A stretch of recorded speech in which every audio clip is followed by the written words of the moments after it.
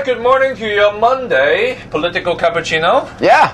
Andrew and I will review the week before. And to begin, our appetizer is called Regina's Apology. Oh, yeah, Regina's Apology. So we're going to have the appetizer before the mains. Fantastic. I'm all caffeinated this morning. I was at a Mexican chamber breakfast. Lots of coffee, lots of spicy Mexican straight talking. It was really good. Taco? No tacos, but Mexican mixed berry compote on the French toast. I did have Mexican for my birthday dinner last night, though, so I'm in a real Mexican frame of mind. Right.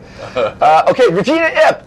And who knows, maybe some Mexicans were in her big slur on foreign bosses. But, of course, it was all foreign bosses. She apologizes. She did finally apologize on Friday to anybody who might have been offended, which is not quite the same as saying, I'm sorry if I offended anybody. It's not the same as saying, wow, that was a really stupid thing to say and I shouldn't have said it. She won't say it. She won't say that. She won't say it. No. And Regina, politicians... she won't. And that has become kind of the universal She actually apology. declined to be interviewed. Oh, really? Yes. For this show? For this show, for my radio show, we have asked her 3 times. We completely understand Regina will be very busy, or has been very busy last week because of the constitutional reform packages. And avoiding the package has been launched. Yes, yeah. and avoiding the protests out in front of her New People's Party's office. Okay, so she apologized. Again, the standard apology now for politicians around the world is, I'm sorry if anybody was offended, which is their way of saying, I didn't do anything wrong.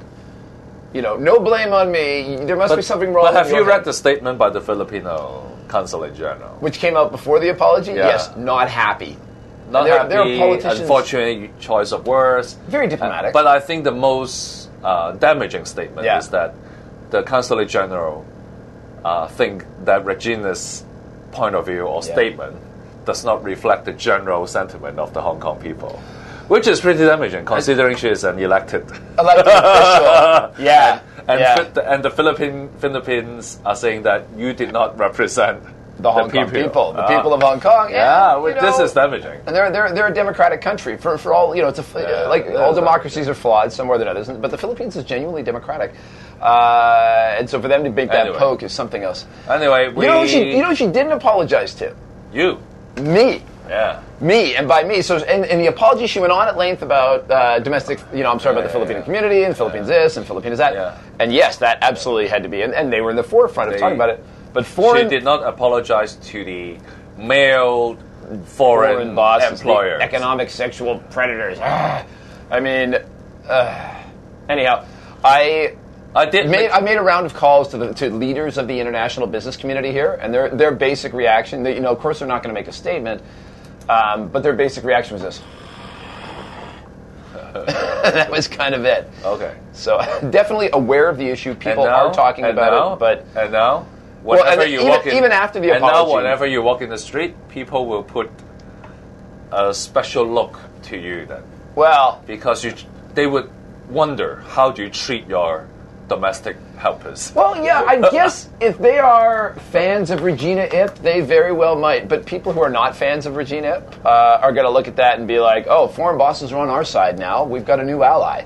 Yep. The enemy of my enemy. So, I don't know. I think she's probably making a mistake because she deals with so-called foreign bosses all the time, and they sit on positions where they make decisions about who's going to come and be a speaker at this event or that event. And she used to be someone they always like to have out, but after this, there's going to be half the people sitting in the committee going, we could probably get somebody else. All right. Do we really need her to come and having said that, so anyways, this is the appetizer. That's the appetizer. The main course must be the constitutional reform package. The constitutional reform package. Didn't see Regina Ip out there leading the charge on the constitutional reform package, which is going to be a tough sell anyways. And of course, last week the government kind of threw down the package that was telegraphed ahead of time. No surprises there whatsoever. So it came out, and the Pan-Democrats' response was as expected. Hell no, we won't vote.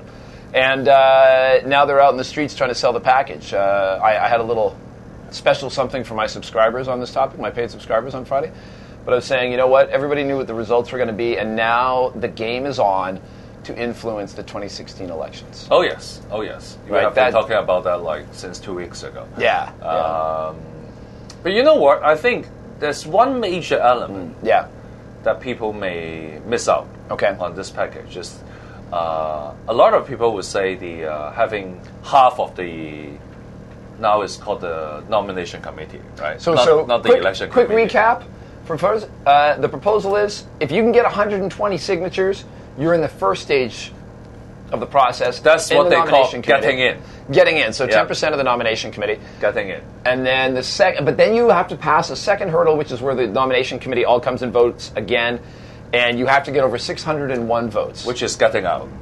Yeah. Getting out for the race. So kind of weeding it out and getting down to the last few candidates. Then the top 3 person will be on the ballot. Candidates They'll on be the ballot for all the voters. And just to make it clear, because still working out the details on this, the 601 votes at first blush, that sounds like only one person's going to pass, but the nomination committee members in fact get more than one vote. They can check as many boxes as they can. How many times? But minimum of 2. Oh, they have to check a minimum of 2. Minimum of 2. If this, so there'll be at least 2 candidates. If it is a blank vote, it does not count. Okay. If it is only 1 vote, it does not count. Right. It must have 2. Must have 2. Given that it's 10%, it can go to as many as 10. Right. Well, if everybody, okay, as many as 10, and you can check 10 boxes. The second round is the one that's really the question here, because the question is, in that second round, when they vote to weed out the candidates and come down to the final 3, can Beijing control it?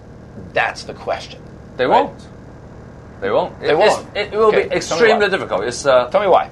It's a closed ballot. Yeah. You won't know. Closed ballot, secret ballot. Secret ballot. Okay, so that's important. Yeah. Yeah. And if the Democrat just send out 1 candidate, then actually they will have, let's say, at least 200 to 250.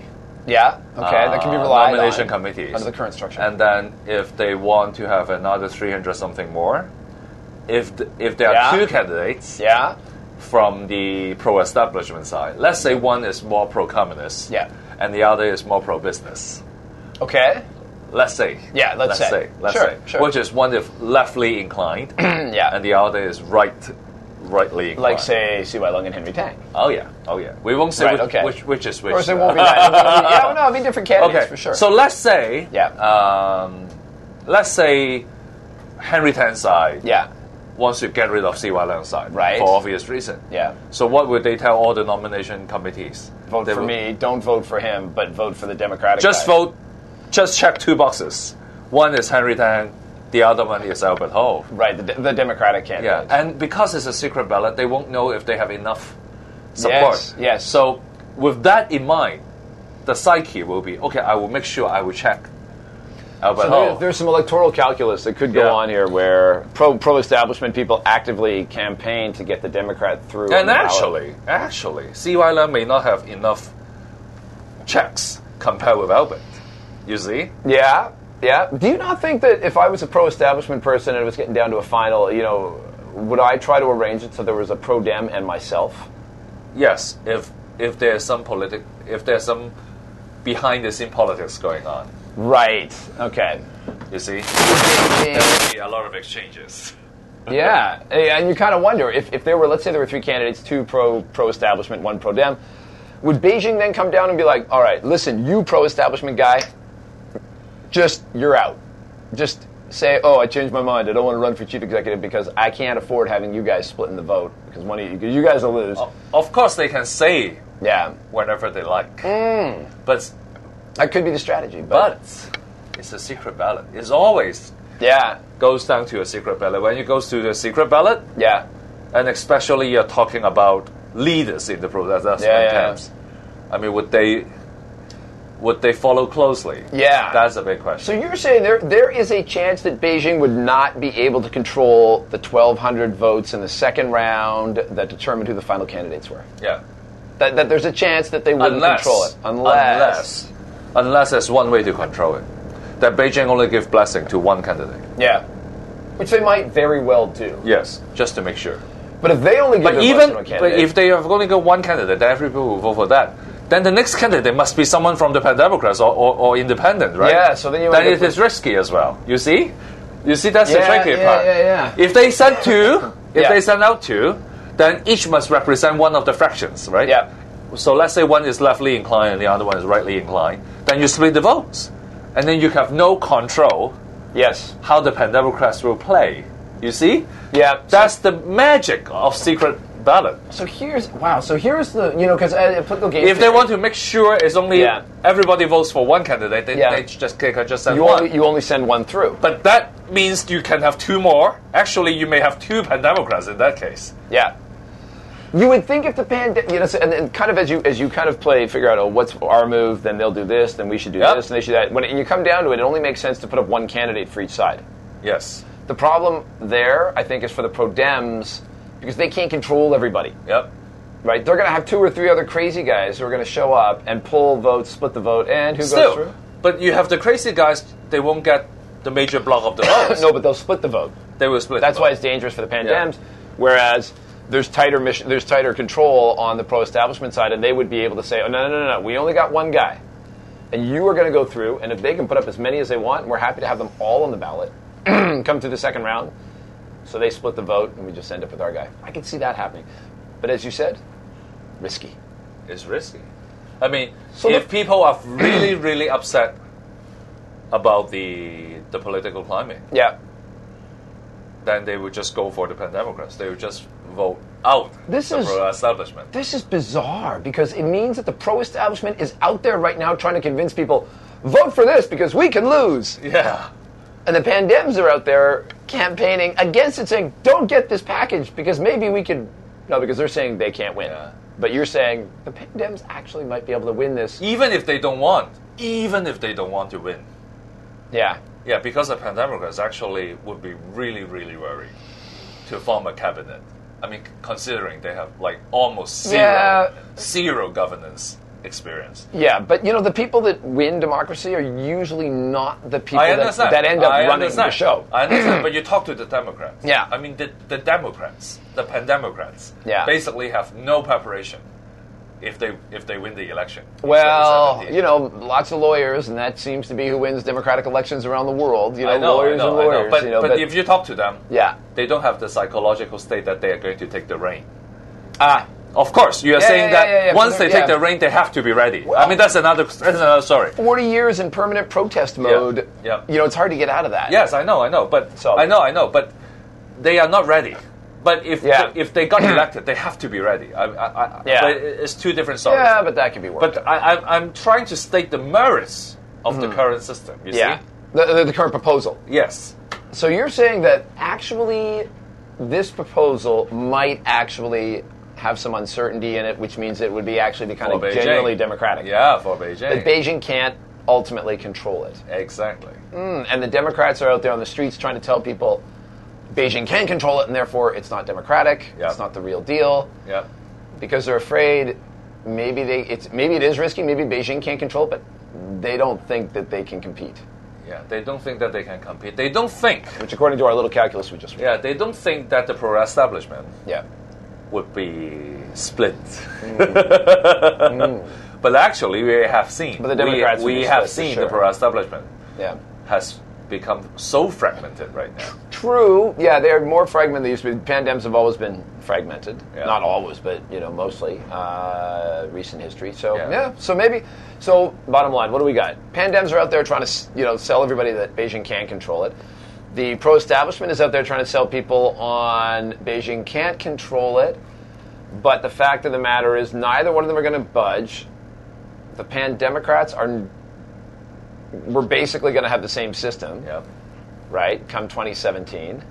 And between now and 2016, the government is going to try to tell everybody that the only reason you don't have this actually democratic system is because the Pan-Dems voted against it. Oh, yes.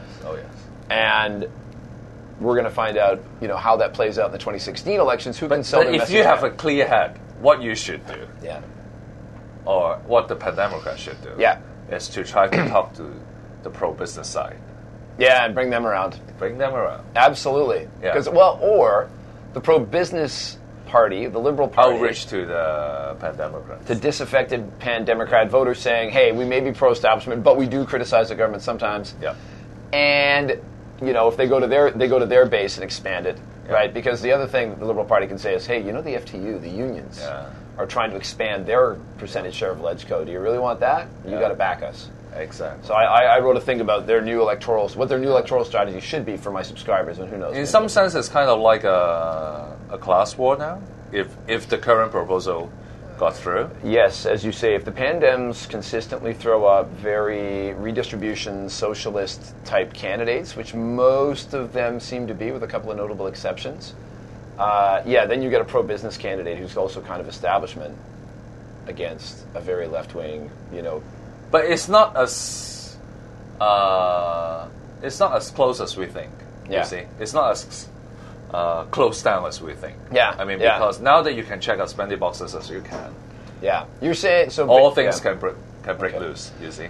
Okay, so I'm going to try to sum this up because there's a lot of moving parts. Number one, your take on the package, which sounds pretty convincing, is that the second round does actually have a lot of uncertainty and cannot actually be 100% controlled by Beijing if the Democrats can get their act together and campaign and work it properly. Number two, nobody's going to budge anyways. So right now what we do is we play the blame game between now and the LegCo elections, where the government hopes that they can get enough of the Pandem seats to get their 2/3 majority and maybe push this system through after the 2016 elections. Would that be fair? Yep. That's the plan. All right, that's the plan. You heard it here. Okay. You heard it here. I'll see you later. All right. In the week. You bet. All right.